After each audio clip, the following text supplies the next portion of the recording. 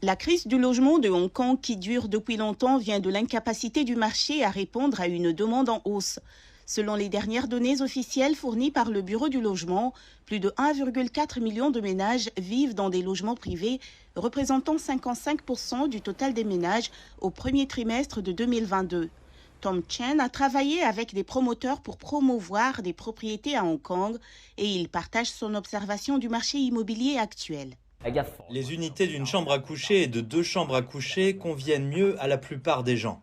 Elles sont plus populaires, elles sont orientées vers les familles. Les jeunes générations sont les principaux acheteurs de studios.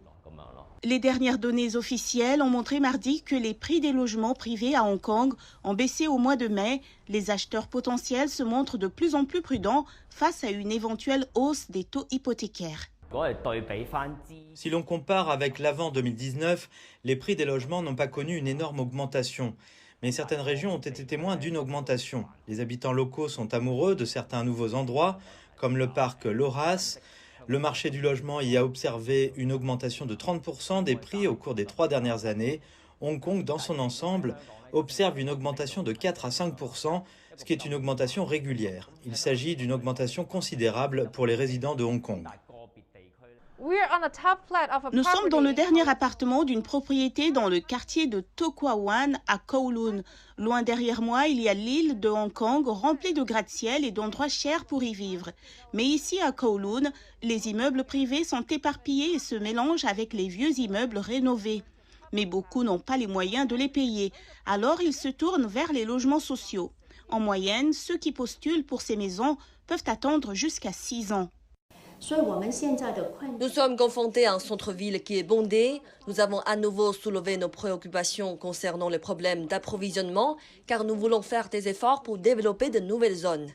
Nous devons assurer le réseau de transport et les installations pertinentes comme les possibilités de travail et les écoles.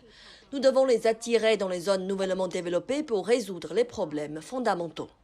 Environ 1,2 million de ménages vivent dans des logements publics à Hong Kong, ce qui représente 45% du total des ménages.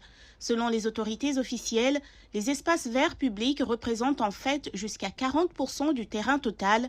La plupart des résidents ne vivent que sur un quart du terrain de la ville. Les autorités affirment qu'elles continueront à chercher des terrains et à travailler à leur mise en valeur. Comme vous pouvez le voir, nous travaillons dur du côté de l'offre. Nous trouvons et préparons des terrains, mais c'est un long processus de remise en état. Nous n'avons pas assez de terre pour construire des logements résidentiels. Nous travaillons sur la remise en état en vue des futurs terrains de développement public et privé. Nous essayons de rattraper notre retard. Madame Wong affirme que la politique actuelle a encouragé et aidé les personnes vivant dans des logements publics à acheter une maison si elles en sont capables. L'autorité du logement continuera à travailler sur l'accélération du processus d'offre de logement public avec des plans déjà établis pour les 10 prochaines années.